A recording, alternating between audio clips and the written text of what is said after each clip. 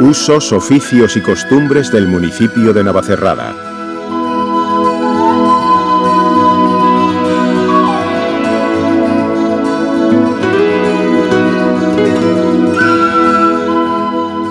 Situada en el noroeste de Madrid, la imagen de Navacerrada siempre ha estado asociada a sus importantes recursos naturales, y en especial a uno: el agua. Los torrentes y represas conforman espacios de gran belleza. Una auténtica isla verde a las puertas de la árida meseta castellana. Sobre el mapa podemos ver claramente los embalses ubicados en el municipio, así como el gran número de fuentes repartidas por toda la superficie de nuestra localidad, siendo esta abundancia hídrica origen de un rico entorno forestal. Pocos pueblos pueden afirmar que el 76% de su superficie es área arbolada. El pinar forma parte de nuestras señas de identidad. Ha sido un elemento clave en el desarrollo económico. No se puede entender Navacerrada al margen de su patrimonio forestal. La suma de abundancia de agua y superficie arbolada propician un hábitat ideal para la conservación de especies animales en peligro de extinción, cuyas últimas reservas de la Comunidad de Madrid están localizadas en el entorno de nuestro municipio. Todo ello convierte a Navacerrada en un lugar privilegiado, pero también nos genera una importante responsabilidad: su preservación. Y por ello los poderes públicos están trabajando. Hoy, ya más del 90% de la superficie del municipio posee algún tipo de protección medioambiental. La explotación responsable de este tesoro natural siempre ha sido la primordial fuente de recursos económicos de las generaciones pasadas. Todavía en la actualidad, Navacerrada sigue basando una parte importante de su economía en la naturaleza. Sin embargo, en nuestros días, es a través del turismo de medio ambiente la forma en la que se explotan estos recursos. Hoy, las herramientas antiguas se han convertido en objetos de decoración.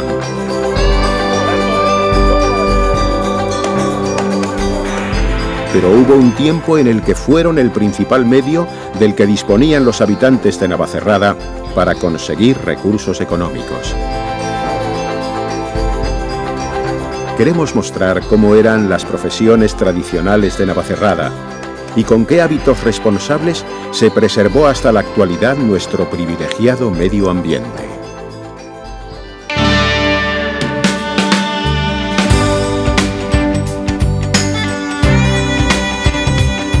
Tres eran los oficios forestales.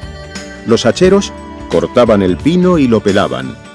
Los carreteros o propietarios de la yunta de bueyes enganchaban el pino y lo acercaban al arrastradero, donde se cargaba en carretas para llevarlo al aserradero. Los gabarreros aprovechaban las ramas sobrantes transportándolas en caballerías, mulas o burros. Hoy conservan la memoria de estas profesiones tanto descendientes de familias que se dedicaban a diversas actividades forestales, como vecinos que por su inquietud personal han recopilado valiosa información sobre cómo era la vida en aquel tiempo. He estado aquí en estos montes 42 años y nuestra misión pues ha sido siempre vigilar el monte, la pesca, la caza. Este es un oficio para tener mucha vocación, porque si no se tiene vocación, desde luego, pues se echa a perder todas las cosas en realidad. Y claro, pues yo he sido una de las personas de que me ha gustado pues ser muy celoso en esto. Con este aparato pues llegaba y se medía, por ejemplo, el árbol a la altura del pecho. Normalmente es así. Se canta, por ejemplo, pues 42. Y entonces el ingeniero o el guarda mayor lleva unos estadillos y va anotando el diámetro que canta el guarda. Normalmente el que va apuntando toma la altura a ojo, por eso se llama que es una fora a ojo lo primero que se hace. Entonces después llega un peón con una chilla y le hace una rasca en una cara del árbol. Luego hay un martillo numerador, que es un martillo de carraca, una cosa así, y ese martillo que iba impregnado de un betún, ¡plas!, pues se da en la rasca, y después llevaban otro martillo, el de ordenación, que se llamaba ¡plas!, que, con unas letras que quiere decir ese Servicio de Ordenación del Estado. Claro, era lo que valía, porque no porque un árbol que tuviera una rasca, si no tenía esas señales, no se podía cortar. Bien, lo que vamos a hacer ahora es proceder a cortar un pino como se hacía antiguamente, con esta herramienta, que es un hacha de 2 bocas. Esta sería la pala y este otro sería el peto. La pala la vamos a utilizar para practicarle lo que es la caída al pino.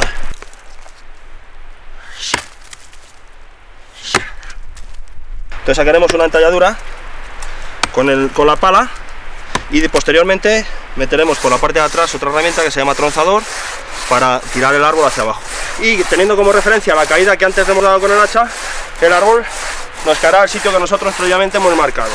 ¡Árbol va! Bien, ahora vamos a proceder al derramado y pelado del árbol.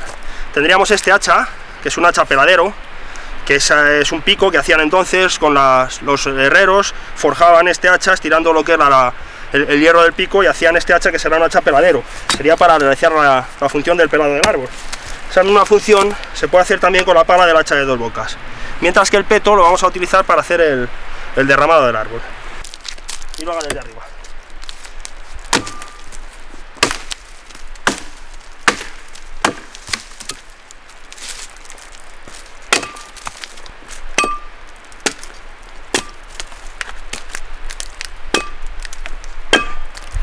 Bien, una vez que hubiésemos terminado de pelar todo el árbol, lo que se procedería sería el descopado del mismo. Esto sería más o menos donde la madera deja de ser aprovechable, que viene a ser más o menos aquí, aproximadamente unos 15-20 centímetros de diámetro. Entonces, aquí lo que se hace es simplemente terminar de cortarlo.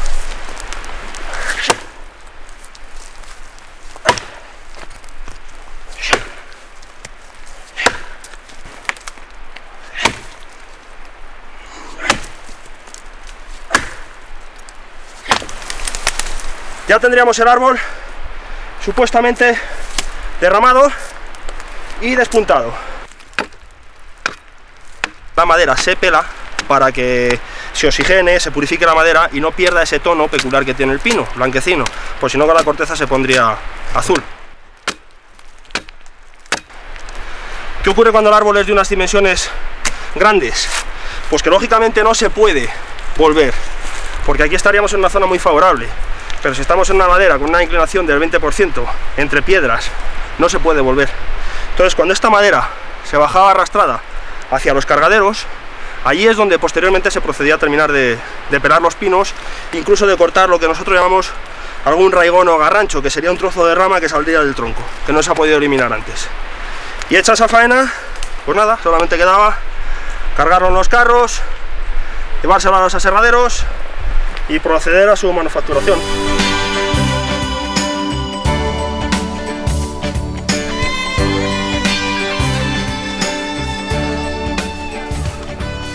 La industria de Navacerrada referente al carbón era única y exclusivamente para poderlo transportar mejor a los pueblos limítrofes, tanto Cercedilla, Navacerrada, Becerril, etc. Los naturales del pueblo prácticamente lo que más hacían era gastarlo en rama. La industria del carbón comenzó en Navacerrada aproximadamente a mediados del siglo XVII. Entonces se cortaba la madera del monte y se iba colocando en sitios que se llamaban carboneras, que es lo que estamos extendiendo ahora para poder colocar la leña. El proceso de elaboración del carbón consistía, una vez que estuviera la explanada hecha para poder colocar la madera, era irlo colocando en la forma que lo estamos haciendo en estos momentos, dejando un pequeño tiro de entrada y una chimenea al final para que el aire entrara y pudiera hacer la combustión. Una vez colocada la madera para la combustión, se arropaba con la tierra que habíamos quitado de la explanada. Todo se cubría perfectamente sin dejar ni un solo avispero para que no entrara aire y no se produjera otra combustión nada más que la que pudiera entrar por la boca del horno que se hacía. Esto podía durar hasta 24 o 36 horas ardiendo. Una vez que estaba ya prácticamente consumido y la leña quemada, se hundía con el peso de la tierra, se quedaba totalmente sepultado y se aguantaba hasta que las ascuas se quedaran apagadas. Una vez realizado ese trabajo, pues entonces con cribas o arneros se echaban, se acribaba, quedaba la tierra en un sitio aparte del carbón para luego ya echarlo en esteras o en sitios adecuados para poderlo transportar.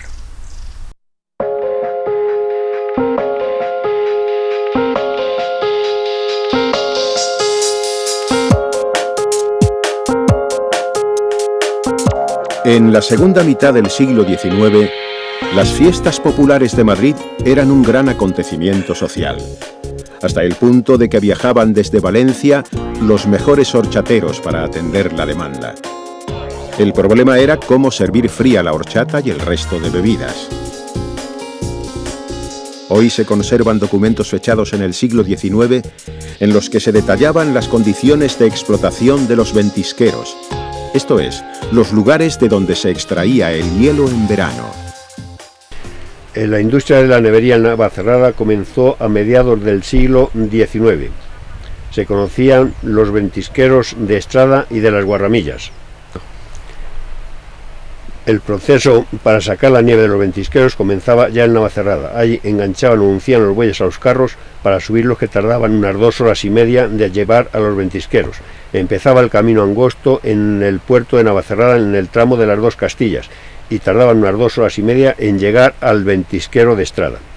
Allí desuncían los bueyes y los retiraban para que no bebieran el agua helada de los ventisqueros y no se pusieran malos. Los útiles que llevaban en el carro eran unos tableros altos para poder cargar la nieve. Llevaban palas, llevaban pisones y llevaban unas botas o albarcas de esparto para no escurrirse en la nieve. Empezaban 4 hombres, 2 encima del carro y 2 abajo echando nieve. Los 2 que estaban encima del carro se dedicaban a pisarlo y con unos pisones de hierro pisonarlo hasta completar la altura máxima que tenían los tableros.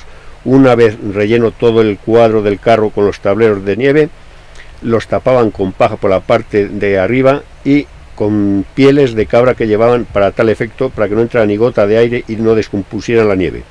Una vez concluido este trabajo, volvían a regresar con los bueyes, los uncían a sus carretas y empezaban su martirio por el camino tan infernal que existía para poderlo sacar de los ventisqueros. Tardaban 2 días y medio de llegar a Madrid. Lo descargaban en la ronda de Atocha. Para pagarlos era por peso. Cargaban entre 300 a 350 arrobas de nieve en cada carro. Venían a perder 105 o 110 arrobas, aproximadamente un 35% del peso. Y ahí concluía el trabajo de la primera parte del nevero. Continuaban por otros 2 días y medio para subir, y así todo el tiempo, desde el mes de mayo hasta el mes de septiembre, octubre, que se terminaba el tema de las neverías.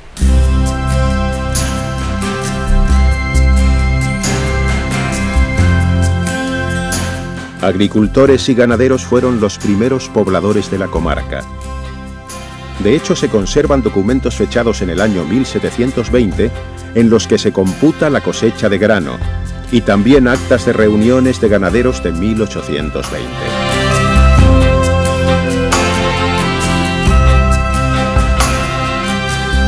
Sin embargo, la escasa fertilidad de la tierra por su carácter pétreo y granítico no permitió un desarrollo posterior muy importante de la agricultura, más allá del cultivo de cereales y de patata.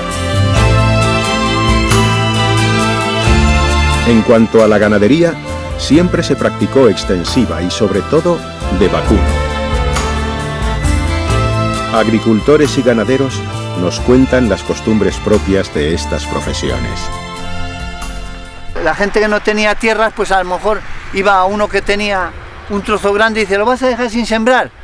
A medias una finca, la mitad para cada uno.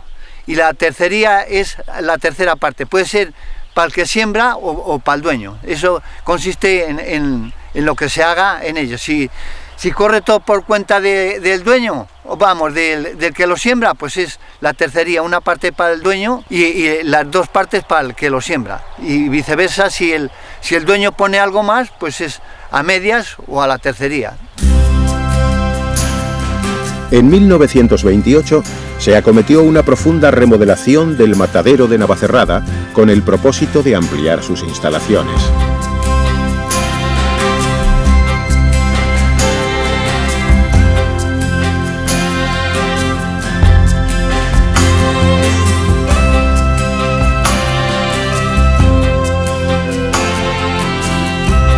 A diferencia de la cría de porcino, que era para autoconsumo, la venta de vacuno generó una pequeña industria que casi desapareció con el cierre del matadero. Antes de esto venían asturianos a segar a mano, luego ya lo segaban de aquí gente, también a mano, con la guadaña.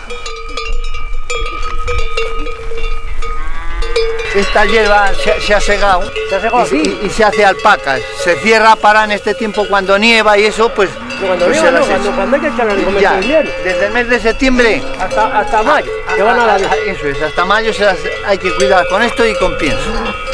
Se las echa. Las cuerdas de los paquetes. Las cuerdas de los paquetes que se tiran. Se recogen, porque eso es muy dañino. Eso si se lo comen las vacas, se muere. Se las hace una bola en el S. Hombre, se las sacaba todos los días. No haciendo muy malo, se las sacaba todos los días. A dormir se las traía por la noche. Si no era alguna vaca que había recién parida, que tenía mucha ubre, que había que ordeñarla 3 veces o eso, es la que se dejaba aquí, o estaba algo mala o por alguna cosa. Bien, hay quien las tenía estabuladas también todo el tiempo, pero vamos, se las sacaba al campo a que se estiraran y comieran algo, que se las cuidaba allí. Pues esto, en cada apartado de esto, que es aproximadamente 1 metro, se ataba una vaca que tenía una cadena, se la abrochaba al cuello, y aquí es donde se cuidaba para echar a cada una su parte, aquí. Y luego por el lado izquierdo aquí se ponía para ordeñarla. Aquí es donde orinaban, y la canal esta es que se sacaba la basura para abonar luego los prados, ¿sabes?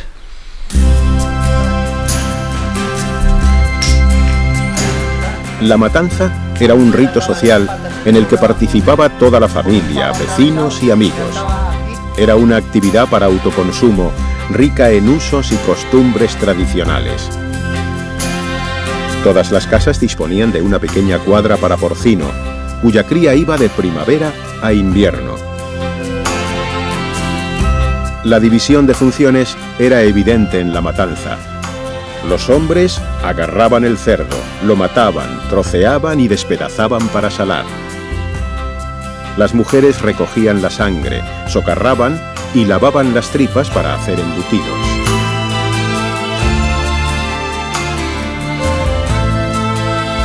Cuando era joven en ocasiones he tenido ovejas y he tenido cabras también, que iban juntas.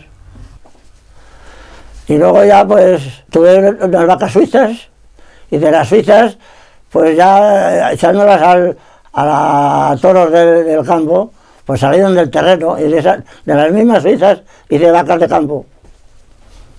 Y llegué a tener en algunas ocasiones hasta 60 vacas. Andábamos entre pequeñas y grandes. Las tenía pues para vender los chotos que criaban, pues los vendía a los carniceros. Y ovejas también llegué en ocasiones a tener 307 reses pequeñas, entre pequeños y grandes. En ocasiones tenías 200 y en otras ocasiones tenías 300, porque también venían inviernos muy malos, que se me morían los corderos y muchas pérdidas que teníamos. Y claro, pues a veces ganaba y a veces perdía. En el mes de junio venían, cuando las criaban. Y las esquilaban, y cuando lo terminaban era como una manta, pero luego lo hacían como un rollo, una pelota. Y con las potros que íbamos a la feria de Segovia, que había una feria que era por San Juan. Todos los años había unas ferias que duraban 3 días. Y íbamos a vender allí potros.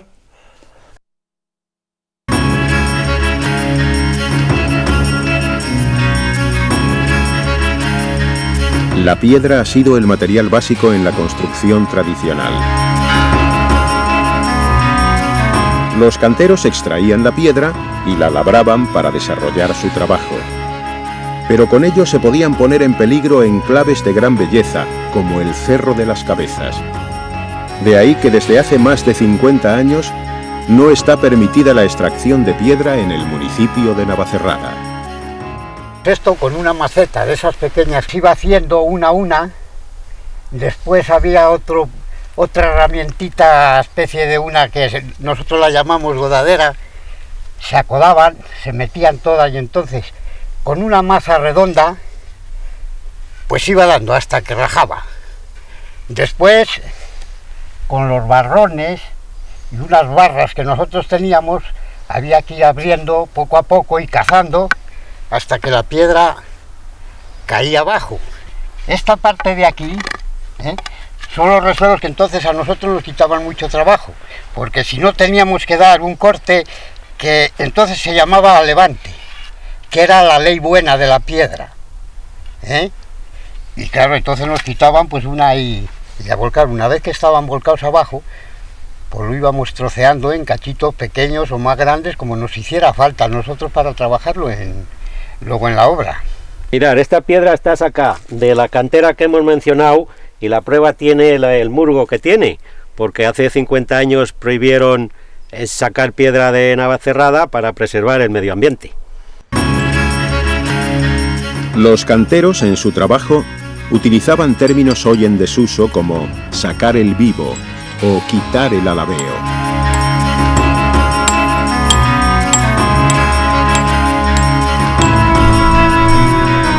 Pues esto es para trazar, para sacar el vivo, con una pluma de paloma.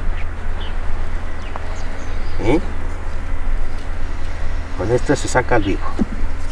Y ahora, con esto, que es un descafilador, pues se saca el vivo.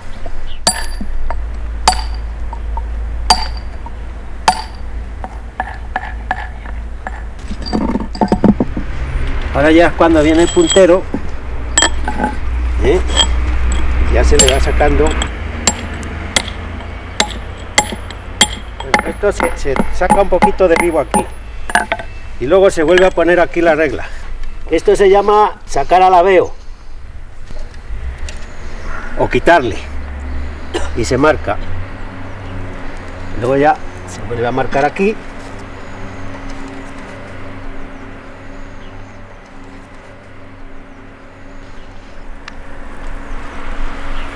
Marcamos aquí, se ve aquí una raya que hemos hecho y aquí otra. Toda esta es la piedra que sobra de esto.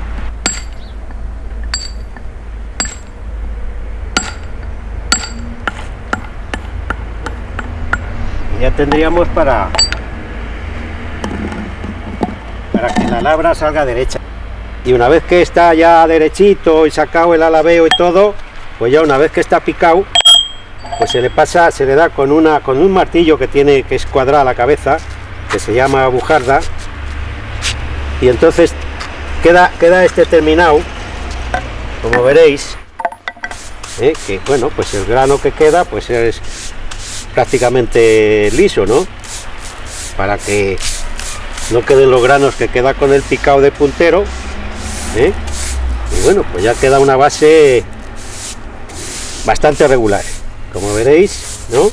Con los vivos matados para que no haga daño al sentarse, y es una base que queda prácticamente bien terminada. Todo esto a mano.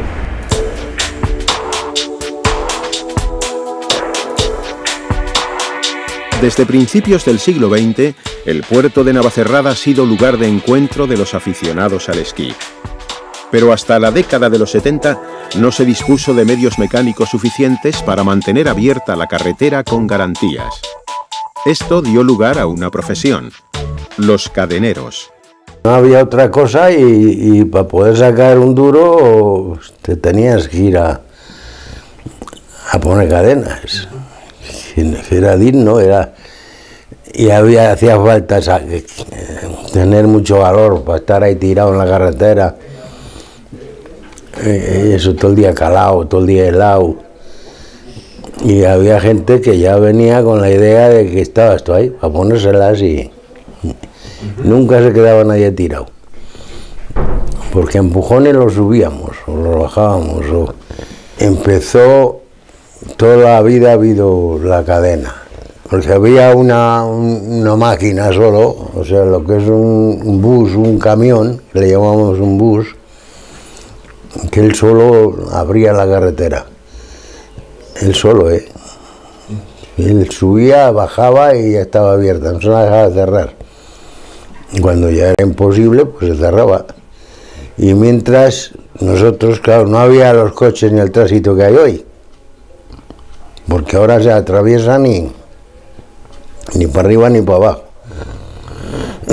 Y entonces siempre estábamos ahí 3 o 4 empujones, pues le sacábamos a un lado, le sacábamos para arriba o para abajo, y ese era el motivo. Y estaban lo que tenías que cobrar, por ejemplo, el poner las cadenas del particular, del que las traía, pues eran 10 pesetas y 15, según estuviese el día, claro.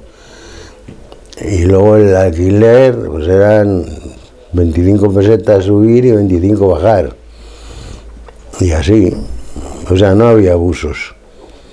Si hubiese habido abusos, pues eso, nos habríamos hecho ricos. Cuando se veía que se cerraba el puerto, venía el sargento que había en esta zona, que no se hacían ellos con el tráfico, pues entonces venían a buscarnos. A mí muchas veces me han venido a buscar a las 3 de la mañana.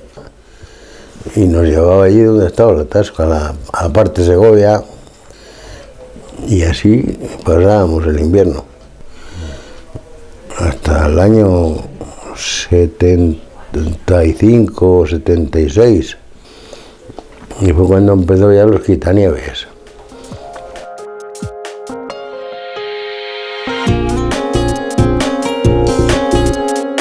La Fonda Real era el lugar para el descanso y cambio de postas de los reyes y sus séquitos en su camino hacia el Palacio de la Granja.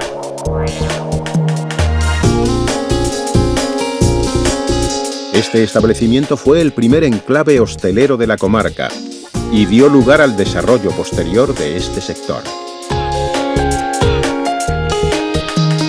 Mucho tiempo después, la familia Herrero abriría el Hotel La Barranca en la década de los años 30.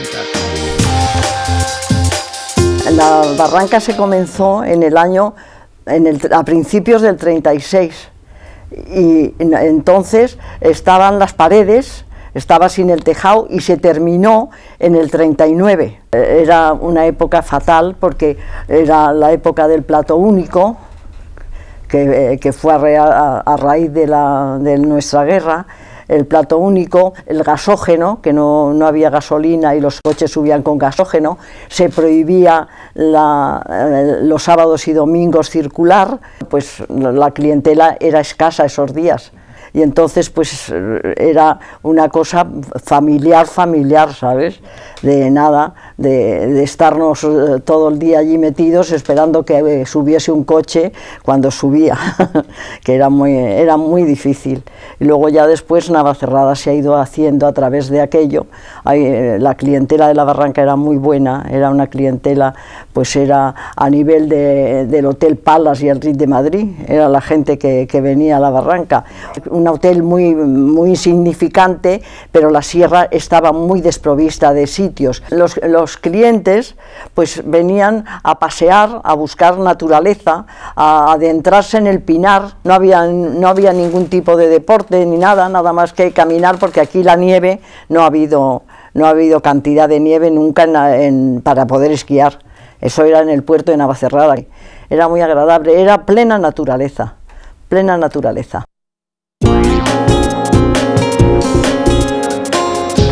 El turismo ha propiciado un cambio de modelo económico en el que ya no se explotan los recursos naturales como antaño.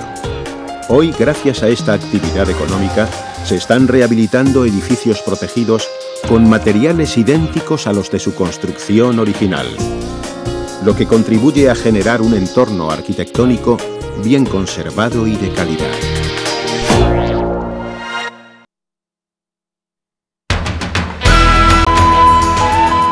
Estas han sido las profesiones tradicionales que las nuevas generaciones no tendrán ocasión de conocer de una manera directa, ya que han desaparecido. Sin embargo, Los jóvenes necesitan la experiencia, el contacto con este legado cultural, pues en él encontrarán la explicación de lo que son, de sus costumbres, de sus valores. Siendo conscientes de nuestra memoria, sabremos reconocer nuestra identidad.